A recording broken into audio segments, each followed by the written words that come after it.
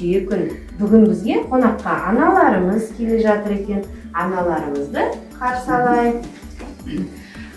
Армысыздар балалар? Сәлеметсіздер ме балалар? Қалдарыңыз қалай?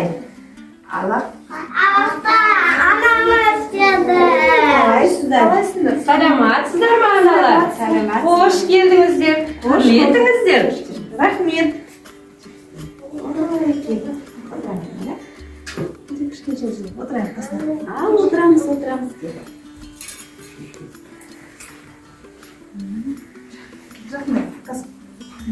Отырамыз.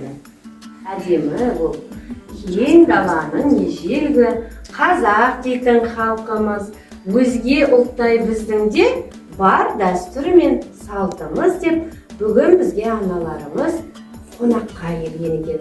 Олай болса аналарымызға назар аударайық. Балалар, қараңыздаршы, мен сіздерге бүгін қазақтың ұлттық кәжекей камзол шапанын киген екі қуыршақ дайындап алып келдім. Біздің ата-әжелеріміз кезінде қазір де осындай оюлы шапан, қалпақ, аталарымыз сондай киген. Әжелеріміз камзол, кимешек, кәжекей киген ою көрнекті да. Балалар, Мариям мына екі қуыршақты отбасы мүшесіне іліп қоя ғой. Мариям, сен тапқа жаттап келдің ба? Айта ғой кәне.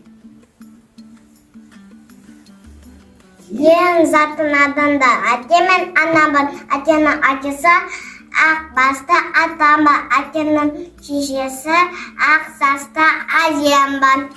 Жарайсың, Мариям. Ата мен әжені орналастыра ғой орындарына. Отбасы мүшелерінің ең үлкендері бұл біздің ата әжелеріміз екен. Жарайсың, Мариям. Балалар, мен сіздерге тағы да қызықты бір зат алып келдім.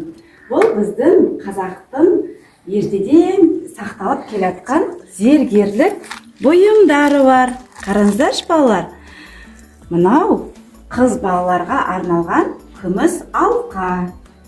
Бұл ежелден сақталып, қазіргі ерекше орын алады. Қыздарымыз мынадай әдемі шекелік таққан. Қараш балалар, мынадай шекелік таққанда Қыздарымыз сұлу болған. Біздің әжелеріміз немереме қыздарыма деп мынадай сандықта күміс сырғаларын сақтағанда балалар. Қазіргі осындай біз де тақып келатырмыз. Қараш. Мариям қызыма мынадай шаш бауа келді. Мариям, қара.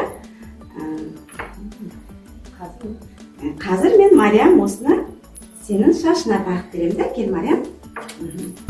Қадия қызымызда біздің шаш бау тағып келген. Қадия шаш бауын көрсете ғой. Мариям да бүгін шаш бауы болады. Мариям шашына анасы шаш бау тағып.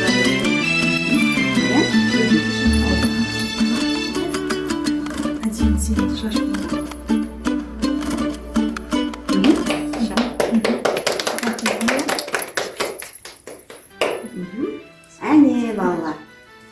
Ал мен сендерге бүгін бауырсақ алып келдім. Қазақтың ұлттық тағамдары ғасырлар бойы қалыптасып келген дәстүр. Ұлттық тағамдарға балалар мал өнімінен алынатын тағамдар олар біздерде. Ет, сүт, ірімшік, сары май. Оның барлығы балалар мал өнімінен алынады екен. Қызымыз қазір тағамдарға байланысты тыйым сөзін айтады. Қадия айтады. Көтеріп. Ас ішті тәтті бол, натоқты шасты, ежі басты, ас атасты, Жарайсың, отырамын. Ал мен бүгін сіздерге қазақтың ұлттық аспабы домбыраны алып келдім.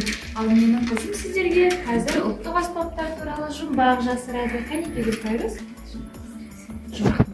Мұқият тыңдайық қыздар, жұмбақтың жауабын шешуіміз керек. Сызылған әні әдемі өректе ойнайтын аспаптың бірі ол не? Ол не қыздар? Сыбызды. Жарайсың, дұрыстан қайрыз. Дұрыс. Екінші жұмбағыңды айта ғой. Адам ой екінші қатар текінші. Басып қалсам бір-бірі, күй соғады көмбірі о не? О не, қыздар? Домбыра. Жарайсыңдар. Қазақ халқының ұлттық аспаптары шертпелі және ұрмалы болып бөлінеді екен. Қазақ кежелден қуаныш пен қайғыны, жақсылық пен жамандықты осы аспаптардың көмегімен жеткізген екен. Қазір мен сіздерге бір домбырамен ән шертіп берейін. Айтыңыз, төрге шығыңыз.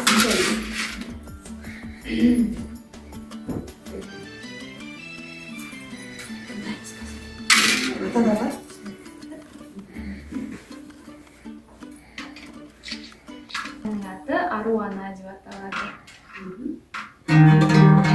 Өз баламнан артық бала бармаған. Өз баласын жарай қалса шаруана. Теңіздерді кешіп өтсең жетпеймін. Жан баласын сағынғанда аруана. Теңіздерді кешіп өтсең жетпеймін.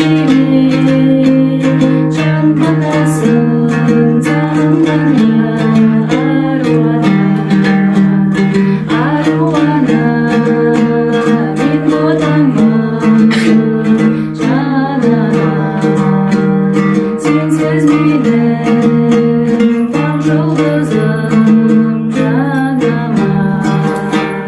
Сенсіз менің айым туып оңымнан, атым шауып баспай мені алама. Сенсіз менің айым туып оңымнан, атым шауып баспай мені алама. Ой, жарайсыз. Рахмет. Рахмет сізге көп.